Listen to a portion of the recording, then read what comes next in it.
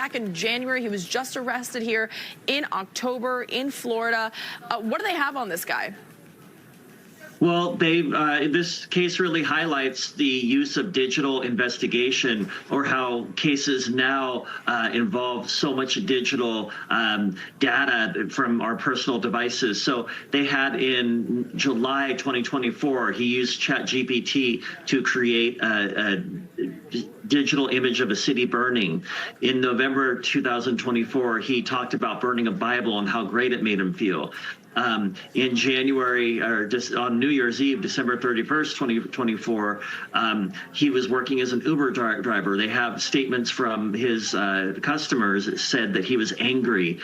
They know his location that night, or alleged location, where he's up in a hill hiking in the same place where the original fire started on January 1st, which later spread on January 7th. So they have a whole cache of digital evidence against him, all pointing to showing his fascination with fire, his location at the scene, his inconsistent statements. He called 911 to report the fire. He called it multiple times and gave inconsistent statements. So they really have a whole lot of very good evidence against him. So what charges, we know what they are now. What does this look like for how much he could face up to, and what a plea could look like potentially if he were to strike one? You know, this is a federal case, so they're somewhat limited.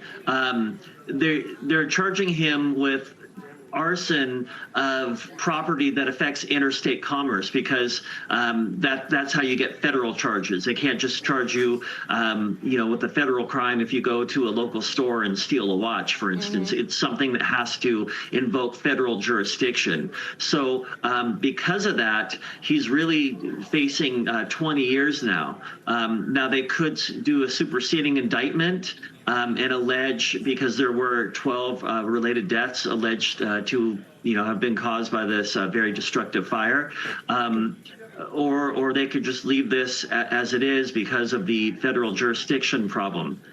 He could also face at some point, I would imagine, state charges, which can include up to life in prison. Wow. And we know the destruction. I mean, 12 people died, and then you have the immense amount of property damage that the city sustained because of these fires. Exactly, we'll see what happens now. As he was arrested in Florida, he'll have to be extradited back to California, I imagine, to face these charges. Always good to see you, Joseph. Thank you for having me. Take care. Thank you. All right, let's move on now as Prince George's County Executive Aisha Brave